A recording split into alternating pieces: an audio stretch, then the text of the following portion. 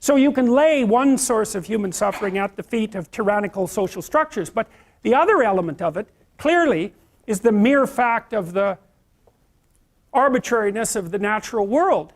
Like, you have a lifespan that's going to be counted in the number of decades that you can count on two hands. And that has nothing to do, technically, with the tyranny of the social structure. Now, you could say, if we got our act together more completely, perhaps you could live longer, and fair enough, but the fact of the limits of your lifespan and the suffering that's necessarily a consequence of that, the death of your parents and the death of most people that you will know before you, means that that part of suffering is an integral part of existence itself. And so that can't be laid at the feet of an insufficient social structure, except insofar as it's tyrannical and blind. It's a condition of existence. And then by the same token, you have your own responsibility for some of your unnecessary suffering, because there's things you could be doing to make your life better and to make life better for other people that you know perfectly well that you're not doing.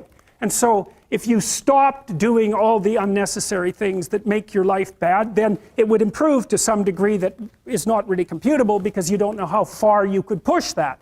So there's three reasons why you suffer, and one is, well, look at you and the way you're built. It's inevitable. There's not very much of you and there's a lot of everything else. And so you just don't last that long, and you're fragile across multiple domains, and then you're harshly treated by society, and there's no doubt about that. And then there's responsibility that can be laid at your own feet. Well, the existential take on that, and the thing that all these diverse people that we've been talking about, including Viktor Frankl and including Alexander Solzhenitsyn, as well as Kierkegaard, Nietzsche, and Dostoevsky, and the people that I've already talked to you about, is that the proper pathway through that is to adopt the mode of authentic being. And that is something like refusing to participate in the lie, in deception and the lie, to orient your speech as much as you can towards the truth, and to take responsibility for your own life, and perhaps also for the lives of other people. And there's something about that that's meaningful and responsible and noble, but also serves to mitigate the very suffering that produces, say, the nihilism or the flee into the arms of or the escape into the arms of totalitarians to begin with. You need something to shelter you against your own vulnerability. And you can adopt a comprehensive description of reality that's formulated for you by someone else, that neatly divides the world into those who are innocent and perhaps innocent victims, and those who are guilty and perhaps the perpetrators of the suffering. But none of that has anything to do with you, and in addition, it's simply not, it's not a reasonable way of assessing the world. The suffering is built in. So that's why there's an existentialist insistence upon that, so that for the Freudians, the psychoanalysts, and even for people like Carl Rogers to some degree, if you're in a situation that's characterized by psychopathology, if there's something wrong with you mentally, that's a consequence of something gone wrong. But that's not the existentialist take. The existentialist take is, no, that's just how it is. That's just how it is. You don't have to necessarily have done anything wrong for things to get completely out of control. It's a terrifying doctrine, but it's not a hopeless doctrine, because it still says that there's a way forward, there's a pathway forward, and the pathway forward is to adopt a mode of being that has some nobility, so that you can tolerate yourself and perhaps even have some respect for yourself as someone who's capable of standing up in the face of that terrible vulnerability and suffering, and that the pathway forward, as far as the existentialists are concerned, is by, well, certainly by the avoidance of deceit, particularly in language, but also by the adoption of responsibility for the conditions of existence and some attempt on your part to actually rectify them. And the thing that's so interesting about that is, well, two, as far as I'm concerned, and some of this is from clinical experience, you know, if you take people, and I've told you this, and you expose them voluntarily to things that they are avoiding and are afraid of, you know, that they know they need to overcome in order to meet their goals, their self-defined goals. If you can teach people to stand up in the face of the things they're afraid of, they get stronger. And you don't know what the upper limits to that are, because you might ask yourself, like, if for 10 years, if you didn't avoid doing what you knew you needed to do, by your own definitions, right, within the value structure that you've created, to the degree that you've done that, what would you be like? Well, You know, there are remarkable people who come into the world from time to time, and there are people who do find out over decades long periods what they could be like if they were who they were, if they spoke their being forward. And they get stronger and stronger and stronger, and we don't know the limits to that. We do not know the limits to that. And so you could say, well, in part, perhaps the reason that you're suffering unbearably can be left at your feet, because you're not everything you could be, and you know it. And of course, that's a terrible thing to admit, and it's a terrible thing to consider, but there's real promise in it, right? Because it means that perhaps there's another way that you could look at the world, and another way that you could act in the world, so what it would reflect back to you would be much better than what it reflects back to you now.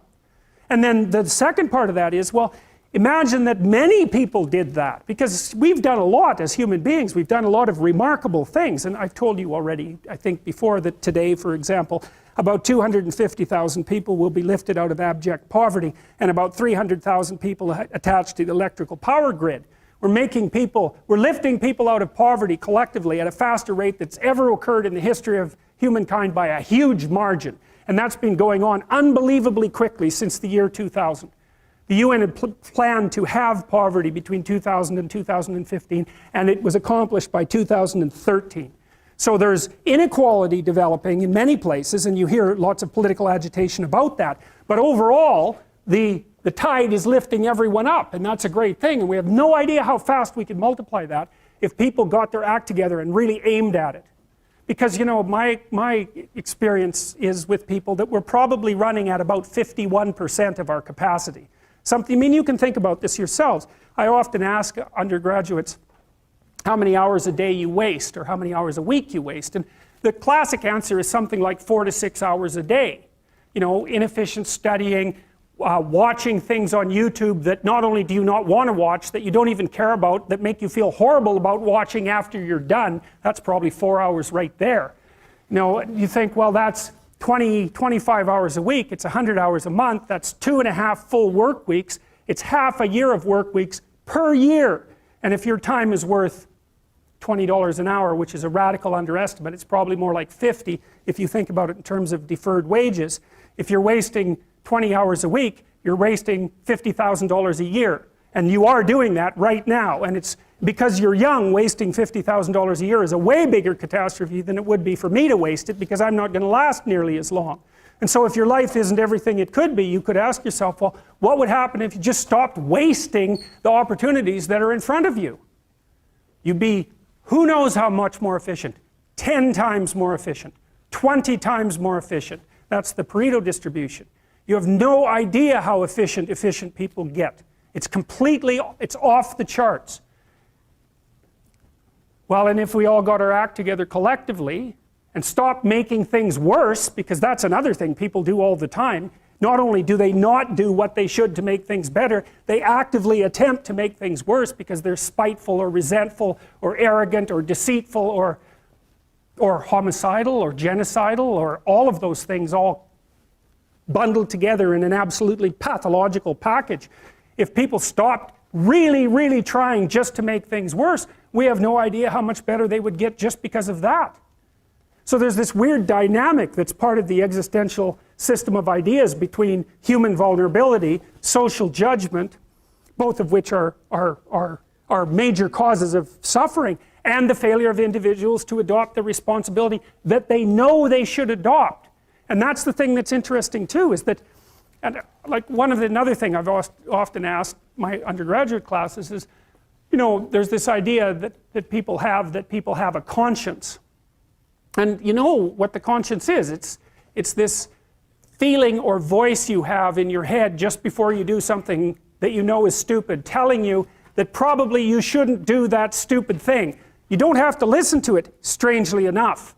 But you go ahead and do it anyways, and then, of course, exactly what the conscience told you was going to happen inevitably happens, so that you feel even stupider about it than you would if it happened by accident. Because you know, I knew this was going to happen, I got a warning it was going to happen, and I went and did it anyways. And the funny thing too is that conscience operates within people, and we really don't understand what the hell that is.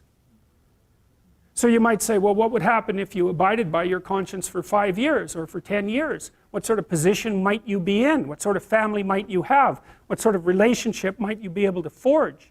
And you can be bloody sure that a relationship that's forged on the basis of who you actually are is going to be a lot stronger and more welcome than one that's forged on the basis of who you aren't.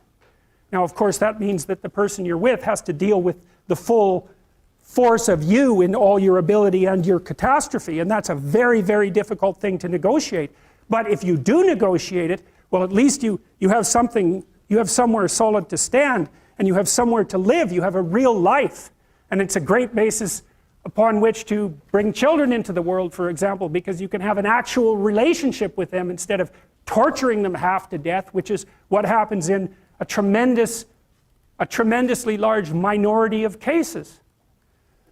Well, it's more than that too, because, and this is what I'll close with, and this is why I wanted to introduce Solzhenitsyn's writings to you. You see, because it isn't merely that your fate depends on whether or not you get your act together and to what degree you decide that you're going to live out your own genuine being. It isn't only your fate, it's the fate of everyone that you're networked with.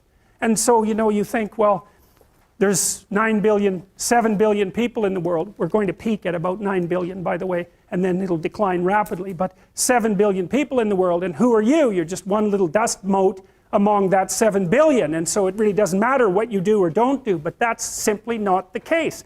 It's the wrong model, because you're at the center of a network. You're a node in a network. Of course, that's even more true now that we have social media. You'll know 1,000 people, at least, over the course of your life. And they'll know 1,000 people each, and that puts you one person away from 1,000,000, and 2 persons away from 1,000,000,000. And so that's how you're connected, and the things you do, they're like dropping a stone in a pond. The ripples move outward, and they affect things in ways that you can't fully comprehend, and it means that the things that you do and that you don't do are far more important than you think. And so if you act that way, of course, the terror of realizing that is that it actually starts to matter what you do. And you might say, well, that's better than living a meaningless existence. It's better for it to matter. But I mean, if you really asked yourself, would you be so sure if you had the choice? I can live with no responsibility whatsoever. The price I pay is that nothing matters. Or I can reverse it and everything matters. But I have to take the responsibility that's associated with that. It's not so obvious to me that people would take the meaningful path. You know, when you say, well, nihilists suffer dreadfully because there's no meaning in their life, and they still suffer. Yeah, but the advantage is they have no responsibility.